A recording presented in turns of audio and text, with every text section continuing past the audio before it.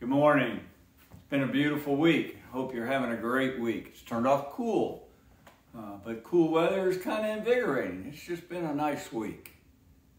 We have an issue at church.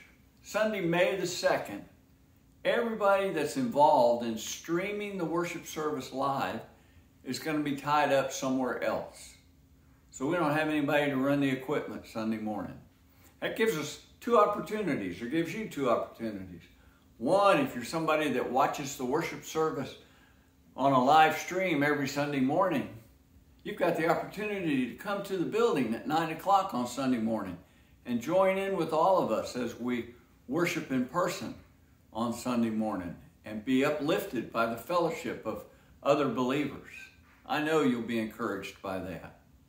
Number two, if you're a regular member, you got the opportunity to be trained on how to do it so that we can continue to stream on May the 2nd. If you have an interest in doing that, let Brent Donegan or myself know, and we will get you trained this Sunday on how to operate that equipment. It's not that difficult, especially if you know anything about computers.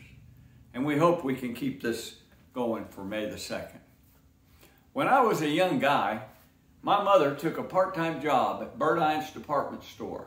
Big department store, Dayland Mall. She had worked for Burdines before, but I believe it was downtown and really before I have any conscious knowledge of that. My father used to joke all the time and say that it cost him more money for Mom to work part-time at Burdines than it did for her to stay home.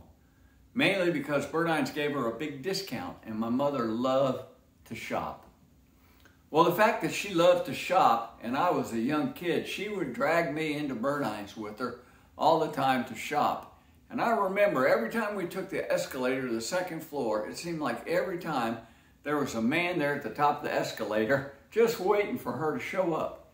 And they would get into a discussion, a religious discussion, which in my terminology, I termed it an argument because they were both presenting passionate points on either side of this argument. And I remember even as a young child, it sounded like to me that they were both saying basically the same thing. As I grew older, I started to understand both sides of that argument. And I understood why my mother was taking the stance that she did. And I understand why he was taking the side that he did. But you know, the thing that strikes me funny, even today, is why we as Christians, why we as believers get into so many more discussions or arguments with other believers, especially from different, what we would call denominations. We talk and argue and discuss more with other believers than we do with non-believers, people that have no concept of Christ or no need for Christ. Seems like to me those are the people that we should be going after. I think we talk to brethren or fellow believers more because we want to win the discussion. We want to make our point. And we do that with Scripture because we say that, you know, we need to stand for the truth. That we need to preach the truth and teach the truth. And there are examples in the Scriptures where people were taken aside and taught a better doctrine. I want to read a scripture this morning from Mark chapter 9, beginning in verse 38. It's also consequently in Luke chapter 9, but it begins in about verse 49. But Mark chapter 9, verse 38. It's interesting to me what Jesus said to his disciples.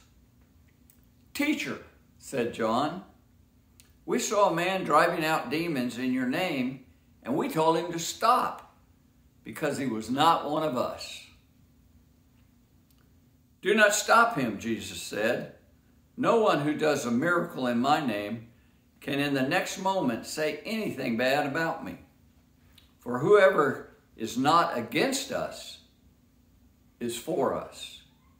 I tell you the truth, anyone who gives you a cup of water in my name because you belong to Christ will certainly not lose his reward."